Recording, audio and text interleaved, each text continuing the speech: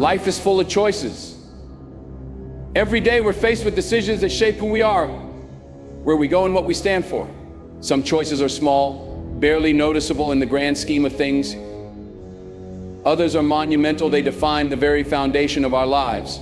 For me, the choice that has shaped everything, the choice that gives my life meaning, direction, and hope, is the choice to follow Jesus. But this journey of faith wasn't handed to me wrapped in a bow. It wasn't the result of a single moment or an easy road. It's a story made up of defining chapters, moments of struggle, revelation, and grace that brought me closer to understanding why Jesus is at the center of it all. It's the foundation of my faith, built on something far deeper than tradition or upbringing. It's the trials that tested me and revealed a strength I didn't know I had. It's the personal relationship that transformed Jesus from an abstract idea into my closest friend and guide. It's the purpose and calling that gave my life direction, the faith in action that shapes how I live, and the unshakable hope that carries me forward every day. These are not just stories, they're truths that anchor my soul, lessons that inspire me to keep pressing on, and experiences that have made me who I am today. Each one is a piece of the puzzle that, together, forms the picture of why I choose Jesus. And so, I invite you to walk with me through these chapters of my journey, not because I have it all figured out, but because I believe we all have a story, a choice, and a faith waiting to be discovered. Let me show you why I choose Jesus, and why that choice has made all the difference. Let me take you back to the beginning, to the root of it all, because the foundation is where everything starts. Just like a house needs a strong base to stand firm against storms, my life needed something unshakable, something real, something eternal. And for me, that foundation is Jesus.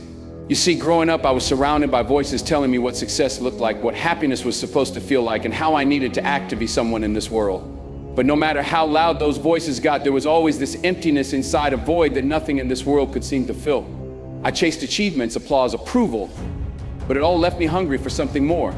And then I heard the truth, the kind of truth that doesn't just sit in your mind, but pierces your soul. The truth about Jesus. Not the Jesus of some paintings and Sunday school stories, but the living, breathing Savior. He gave everything so that I could have a foundation to stand on. What I realized is that Jesus isn't just a piece of history or a set of teachings. He's not just a figure to admire from a distance. He's the cornerstone. He's the rock upon which everything else in my life is built. He's the one who gives meaning to my victories and hope in my struggles. What makes this foundation so strong is not that life gets easier or that I stop facing challenges. No, the storms come, the winds blow, and the waves crash just like they do for everyone else. But with Jesus as my foundation, I don't crumble. When fear tries to paralyze me, His promises remind me to stand tall. When doubt whispers lies in my ear, His truth drowns it out. This foundation doesn't just hold me up, it defines me. It's where I find my identity, not in what the world says I am, but in what God says I am. I'm not just somebody trying to make it through life. I'm a child of God, loved, forgiven, and called to a purpose than anything and figurative dreamed for myself. And let me tell you something, this foundation changes how you see everything. It changes how you look at success. It's no longer about what you achieve, but about who you become. It changes how you see people. It's no longer about what they can do for you, but how you can serve them. And it changes how you face struggles. You stop running from them and start facing them with courage, knowing you're not alone. Believing in Jesus is not just an idea, it's a reality I live every day. It's the reason I can get up when life knocks me down. It's the reason I can love others even when it's hard. It's the reason I have hope when everything around me seems to be falling apart. You see, this foundation isn't built on anything I've done. It's not about my strength or my wisdom or my goodness. It's built on His grace. It's built on His sacrifice. It's built on the unshakable truth that no matter what comes my way, He is with me. And as long as I stand on Him, I know I will never fall. Life has a way of humbling you, doesn't it? Just when you think you got it all figured out, just when you're standing tall, feeling secure, a storm comes out of nowhere. It knocks the wind out of you, shakes your confidence, and leaves you wondering if you've got what it takes to make it through. And let me tell you, I've been through some storms. I faced moments where the weight of life was so heavy, it felt like I couldn't take another step. Times when the plans I had carefully built crumbled in front of me. Times when people I trusted turned away. When doors I prayed would open slammed shut. And when the answers I desperately needed seemed nowhere to be found. These weren't just little bumps in the road. These were moments when I questioned everything. But here's the thing about trials, they expose what you're really standing on. When life stripped everything else away, I realized that my faith wasn't just something I talked about or leaned on when it was convenient. It became my lifeline. It became the anchor that kept me steady when the winds of life were howling around me. You see, faith isn't about pretending the storm doesn't exist. It's not about ignoring the pain or acting like you've got it all together. No, faith is about knowing that even in the storm, you're not alone. It's about trusting that there's a purpose in the pain, that there's a God who sees you, who cares for you, and who's working all things, yes, even the hardest things together for your good. I remember one particular trial in my life, one that felt like it might break me. Every effort I made seemed to fail. Every step forward felt like it pushed me 2 steps back. I was exhausted, discouraged, and ready to give up. But in that moment when I felt like I had nothing left, I turned to God not with a polished prayer, but with raw honesty. I said, Lord, I can't do this on my own. I need you. And he met me there. Not in a dramatic lightning from the sky kind of way, but in the quiet moments. In the stillness of my heart, I felt his presence. Through the words of scripture, he reminded me of his promises. I will never leave you nor forsake you. When you pass through the waters, I will be with you. My grace is sufficient for you, for my power is made perfect in weakness.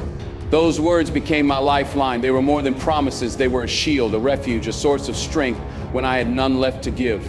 And as I clung to those truths, I discovered something incredible. Trials don't just test your faith, they refine it. They strip away the distractions, the illusions of control, and leave you with something pure, something unshakable. What I also realized is that trials are not just about what God wants to do for you, they're about what he wants to do in you. They teach you perseverance, build your character, and strengthen your trust in him. They remind you that even when life doesn't go the way you planned, God is still in control. Faith doesn't always take the pain away, but it gives you the strength to endure it. It doesn't always provide immediate answers, but it gives you the peace to wait. And it doesn't guarantee that you'll avoid the fire, but it promises that you'll never walk through it alone. Looking back now, I can see how every trial I faced was part of a greater plan. It didn't make sense at the time, but each struggle shaped me, taught me, and deepened my dependence on God. Faith didn't just sustain me during those challenges, it transformed me through them. Let me tell you something that took me years to understand. Faith is not about ticking off a checklist or following a set of rituals. It's not about showing up at the right time, saying the right words, or wearing the right face in front of others. Those things might look good from the outside, but they can leave your soul feeling empty. For years, I went through the motions. I said the prayers, I attended the services, and I thought I was doing enough. But deep down, I felt like something was missing. I used to think that religion was enough. I thought if I did all the right things, I'd earn God's approval, like it was some kind of transaction. But no matter how much I did, I didn't feel closer to him. It felt distant, like I was following rules for a God I didn't really know. That's when I realized something important. Religion can be good, but it's not the goal.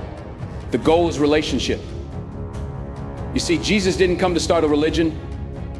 He didn't come to give us a list of do's and don'ts. He came to give us life and life more abundantly. He came to bridge the gap, to tear down the walls, and to make a way for us to know God not as some faraway being, but as a father, a friend, and a guide. That changed everything for me. When I began to see Jesus as someone I could talk to, someone who cared about me personally, everything shifted. He wasn't just a figure in a story anymore, he became real. I started to understand that he wasn't looking for perfection, he was looking for connection. He didn't want me to get everything right, he wanted me to bring him my heart. And let me tell you, that's when my faith came alive. I started talking to him, not just in rehearsed prayers, but in real conversations. When I was hurting, I told him. When I was grateful, I thanked him. When I was confused, I asked him for wisdom. It wasn't about saying the right things, it was about being honest, being raw, being me. Through this relationship, I discovered something I never found in rituals: peace. The kind of peace that doesn't make sense, the kind of peace that holds you steady when life is shaking around you. I found guidance not just for the big decisions, but for the small, everyday moments too. I found a friend who doesn't just listen, but speaks to my heart in ways I can't explain. The more I leaned into this relationship, the more I realized how personal Jesus is. He knows me better than I know myself. He knows my strengths, my weaknesses, my fears, my dreams, and he meets me right where I am. He's not waiting for me to clean myself up or figure it all out. He loves me as I am, but he loves me too much to leave me that way. This relationship isn't about striving, it's about abiding. It's not about earning his love, it's about receiving it. And it's not about doing things for him, it's about walking with him. That's a game changer. Because when you walk with Jesus, you realize you're never alone. Whether you're on the mountaintop or in the valley, he's right there with you, guiding you, strengthening you, and reminding you of who you are. This is the difference between religion and relationship. Religion says, do this and maybe you'll be good enough. Relationship says, you already love walk with me and I'll show you the way. Religion leaves you exhausted trying to measure up. Relationship fills you with joy, knowing you're already enough. And let me tell you, once you experience that kind of relationship, there's no going back. It changes how you pray, how you live, how you see yourself, and how you see the world. Jesus isn't just a figure in history or a concept to believe in. He's my friend, my guide, and my closest companion. There's a question that sits at the heart of every human soul. Why am I here? For years, I wrestled with that question. I wondered if my life had meaning beyond the daily grind, beyond chasing success or fulfilling expectations set by others. And let me tell you, the world is full of answers to that question. Some will tell you it's about wealth, others will say it's about status, and still others will convince you it's about power or pleasure. But every one of those answers left me empty. They gave me goals to chase, but no direction to follow. Achievements to strive for, but no fulfillment to sustain me. Then came a turning point when I stopped looking to the world for answers and started looking to God. I stopped asking, what do I want to do? And started asking, what was I created to do? That's where faith changed everything for me. It gave me clarity, not just about what I was supposed to do, but about who I was supposed to become. You see, faith isn't just about believing in something greater, it's about aligning your life with that greater purpose. And when I turned to God, I found my calling, not in a loud, dramatic moment, but in the quiet realization that my life wasn't an accident. Every gift I've been given, every challenge I've faced, and every lesson I've learned was leading me towards something bigger than myself. Faith gave me a foundation to build on, but it also gave me a mission to pursue. It wasn't just about finding my own happiness or achieving personal success, it was about serving a greater good. God didn't just create me to exist, He created me to make a difference. And let me tell you, when you start to see your life through that lens, everything changes. Purpose gives you direction. It's like a compass that keeps you on track when the world tries to pull you in 100 different directions. When I discovered my calling, it was like a light turned on inside of me. I wasn't wandering anymore, unsure of where I was headed. I had a path to walk, a race to run, and a reason to keep moving forward. But clarity doesn't mean the journey is easy. There have been moments when I doubted myself, when I felt unqualified, when I wondered if I was really capable of doing what God had called me to do. That's when my faith became my fuel. It reminded me that my purpose isn't about my abilities, it's about His power working through me. It's not about what I bring to the table, it's about being willing to let Him use me for His plans. Faith also gave me the courage to step out of my comfort zone. You see, purpose isn't always convenient. It's not always comfortable. Sometimes it requires you to take risks, to face fears, to stand up when it would be easier to sit down. But when you know your calling comes from God, you walk forward with confidence even when the path is unclear. You trust that He's not just calling you, He's equipping you. And then there's service.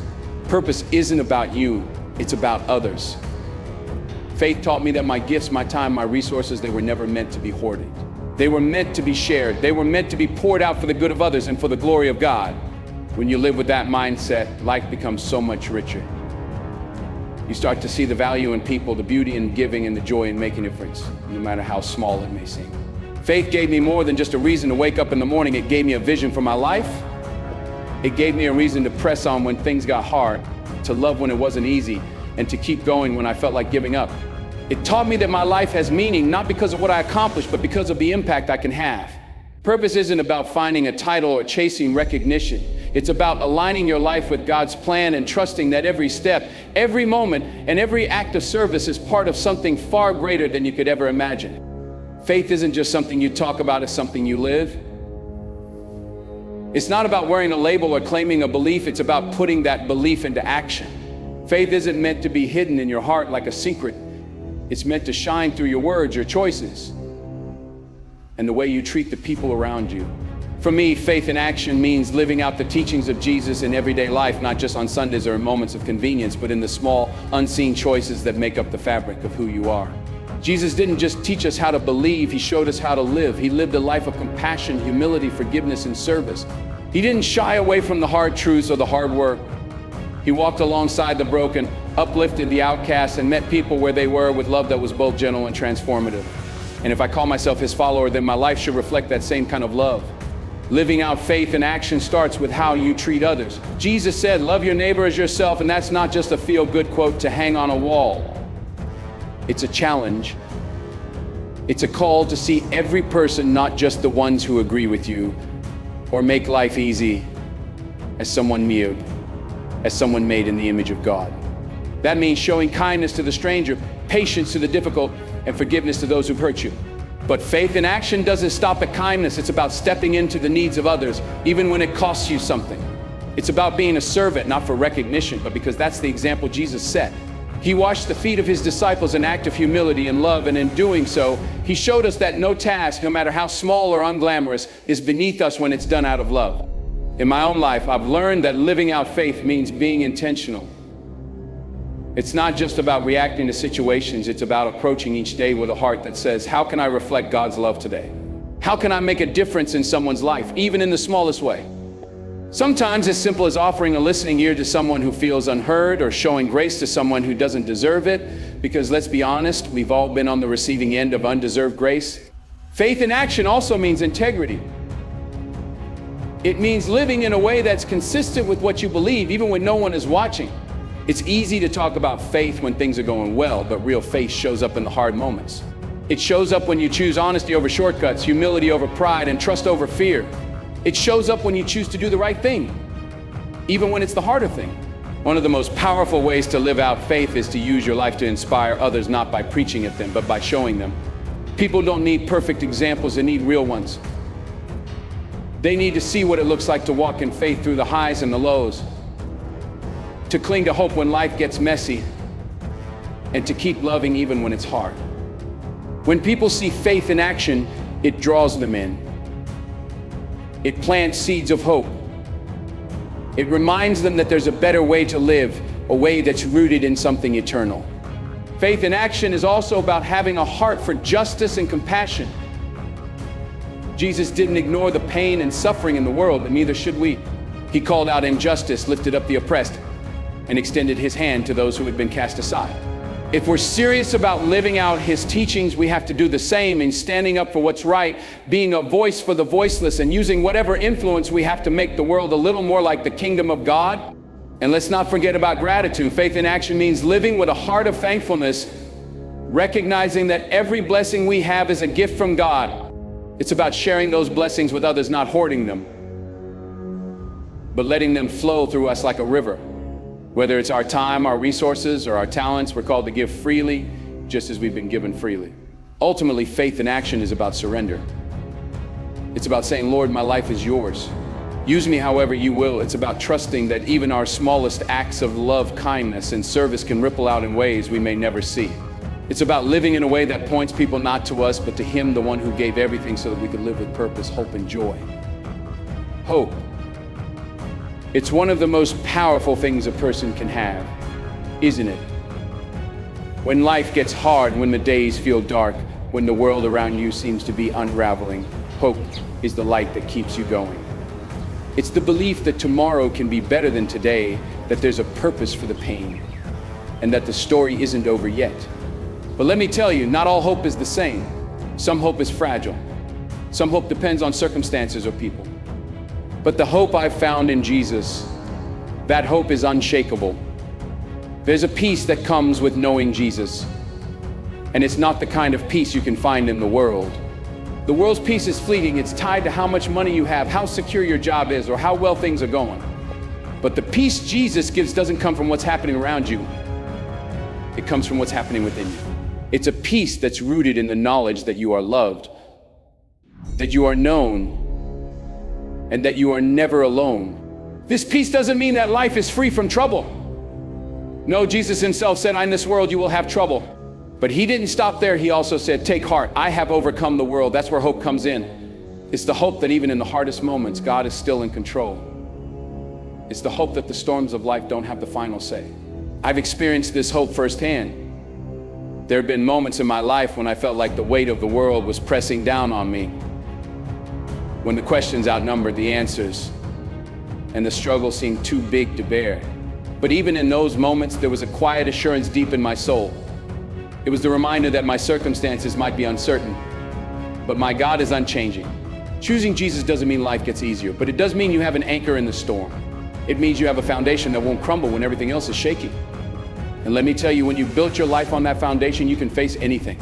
You can walk through the valleys and climb the mountains knowing that you're not doing it alone. But hope in Jesus isn't just about the here and now, it's about eternity. It's about knowing that this life is not the end of the story. The struggles we face, the pain we endure, the battles we fight, they're all temporary. They don't define us and they don't have the final word. Because when you choose Jesus, you're choosing a vision that stretches beyond this world.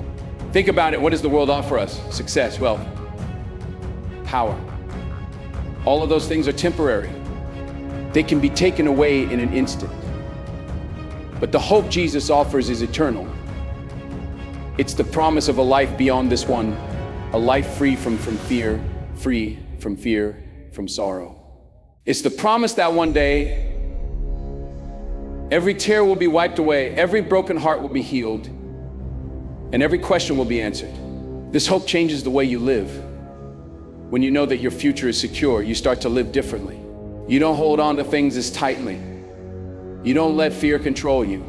You don't let the setbacks of today steal your joy, because you know that God is working all things together for good. You start to see the world through a different lens, not just as a place to survive, but as a place to serve, to love, and to make an impact for His kingdom.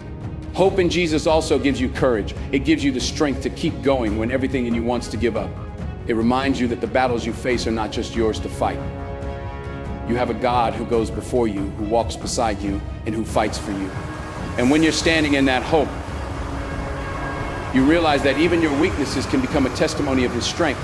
What I love about this hope is that it's not exclusive. It's not reserved for the perfect or the religious or the people who have it all together. No, it's for anyone who's willing to reach out and say, Lord, I need you. It's for the broken, the weary, the doubters, the wanderers, for all of us. Because the truth is, none of us are worthy on our own. But Jesus didn't come to call the perfect, He came to call the imperfect. And that's the beauty of this hope. It's a gift. You don't have to earn it. You don't have to work for it. You just have to receive it. And when you do, it changes everything. It gives you a peace that surpasses understanding, a joy that isn't tied to circumstances, and a purpose that goes beyond yourself. This hope isn't just for me, it's for everyone. It's a light in the darkness, a rock in the storm, and a promise that no matter what this life throws at us, the best is yet to come. And let me tell you, once you've tasted that kind of hope, there's no going back. It's a hope that sustains you, shapes you, and carries you forward with a vision not just for today, but for eternity. As I stand before you today, I can say with certainty that choosing Jesus is the greatest decision I've ever made. It's not just about religion, rituals, or following a set of rules. It's about a relationship with the one who knows me better than I know myself. It's about finding peace in the chaos, hope in the darkest moments, and purpose transcends anything this world can offer. Through life's trials, through seasons of doubt and pain, my faith has been my anchor. It's reminded me that I'm never alone, that there's a reason for every challenge, and that my life is part of a greater plan. It's taught me to love, to serve, to forgive, and to stand firm, even when the world tells me to waver. Choosing Jesus has given me more than just answers, it's given me a vision of who I can become, of how I can impact others in a life that's not limited to the here and now, but stretches into eternity. So I stand here not as a perfect person, but as someone whose life has been transformed by grace. I stand here to tell you that the hope I found in Jesus is unshakable. The peace is indescribable, and the purpose is undeniable. And if there's one thing I can leave you with, it's this: Jesus isn't just an idea or a historical figure. He's alive. He's real. And He's calling each of us not to a life of comfort, but to a life of meaning, impact, and everlasting hope. So why do I choose Jesus? Because in Him I found everything I was searching for and so much more.